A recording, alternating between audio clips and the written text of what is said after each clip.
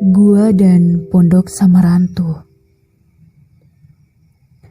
Setiap gunung mungkin punya kisah mistis atau sejarah masing-masing.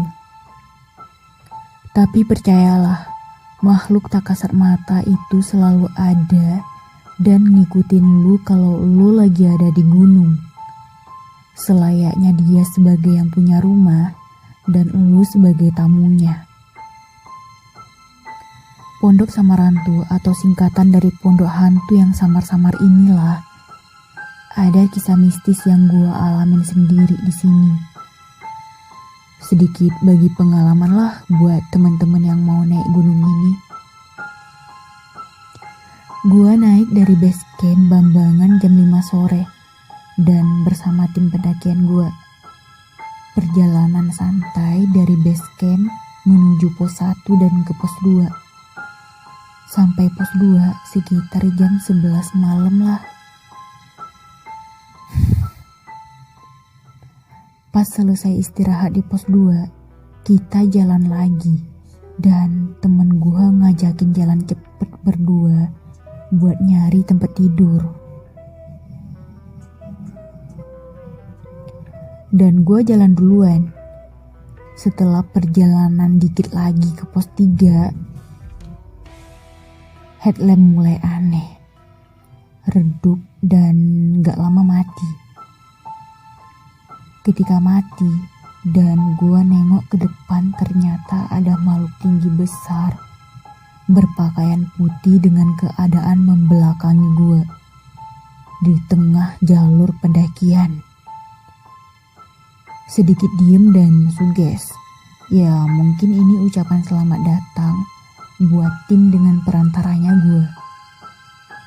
Setelah diem dan baca doa, akhirnya si putih menghilang dan gue nunggu teman-teman yang tadi di belakang biar jalan bareng-bareng lagi. Nyampe pos 3, gue dan tim istirahat dan tidur karena gak kemungkinan untuk nembusin sampai pos 7. Jam 8 pagi, gue lanjut jalan. Setelah mau nyampe pos Samarantu, gue jalan duluan lagi bertiga sama tim gue. Dan ketika istirahat di pos Samarantu, sekalian nunggu yang lain-lain tiba, gue dengar ada suara perempuan. Ya gak tahu temen gue juga denger apa enggak.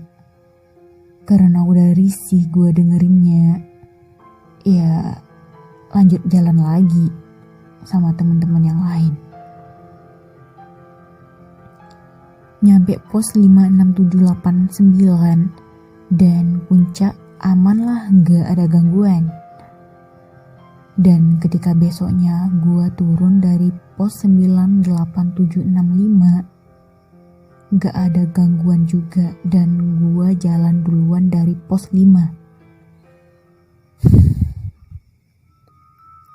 Seketika sampailah gua di pos 4 Samarantu. Gua istirahat dulu sambil nunggu yang lain dan dalam keadaan gua seorang diri.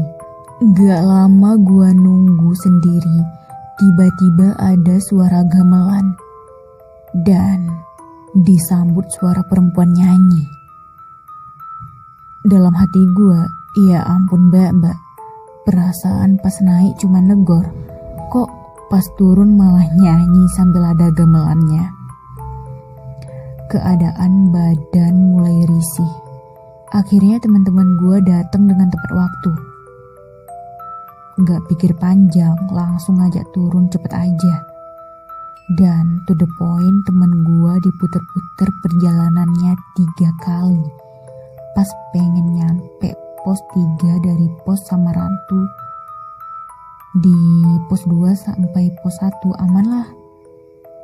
Dan pas keadaan selepas maghrib di perjalanan dari pos 1, gue dengar suara perempuan yang tadi nyanyi, tapi sekarang cuma bilang "Sut", dan mungkin ini ucapan perpisahan bersama tim gue.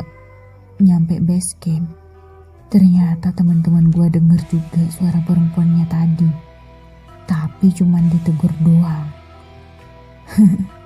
Santai aja lah. Karena sejatinya mereka pun ciptaan Tuhan juga kan. Sekian. Wassalam.